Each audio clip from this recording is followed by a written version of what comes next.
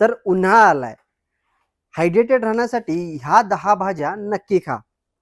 नमस्कार मित्रांनो, उन्हाळा आला की शरीर भरपूर प्रमाणात हायड्रेटेड ठेवणे खूप महत्त्वाचे असते. पाणी पिणे आवश्यक आहेच, पण तुम्हाला माहिती आहे का की काही भाज्यांमध्ये शरीराला हायड्रेटेड ठेवण्यासाठी मदत करतात. चला तर मग आज अशाच भाज्यांबद्दल जाणून घेऊया, ज्या तुम्हाला सलाडमध्ये सहज समाविष्ट करू शकता. नंबर 1, काकडी. काकडीमध्ये तब्बल 96% पाणी असते. उन्हाळ्यात ताजेतवाने वाटण्यासाठी आणि शरीर हायड्रेटेड ठेवण्यासाठी काकडी एकदम परफेक्ट आहे. नंबर 2, कोथिंबिरीसाठीची पालेभाजी. लॅट्यूसमध्ये 94 ते 95% पाणी असते आणि हे विटॅमिन आणि मिनरल्सने भरलेले असते. रेड लेट्यूसमध्ये जास्त अँटीऑक्सिडंट आणि विटॅमिन सी असते. Number 3, tomato. टोमॅटोमध्ये 95% पाणी असते.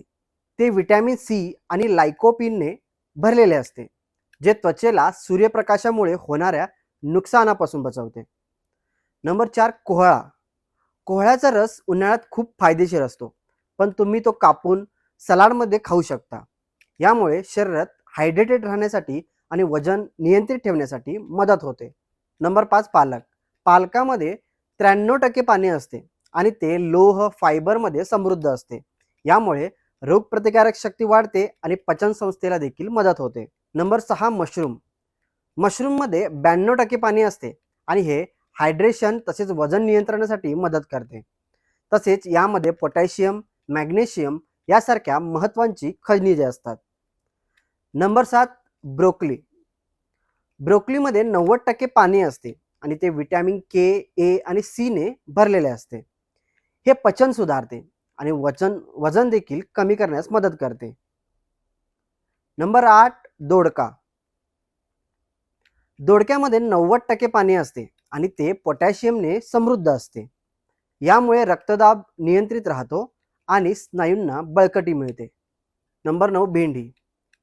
भेंडी पोषक मूल्यांनी समृद्ध असते. यामध्ये पोटॅशियम, विटॅमिन सी आणि फायबर असते. ते इलेक्ट्रोलाइट्स बॅलन्स आणि पचनसंस्थेला मदत करते. आणि शेवटी शिमला मिरची.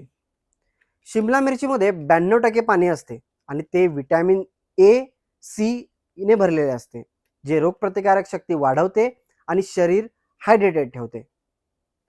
असेच नवनवीन व्हिडिओ पाहण्यासाठी हॅपीएस्ट हेल्थ मराठी या यूट्यूब चॅनलला नक्की सबस्क्राईब करा. धन्यवाद.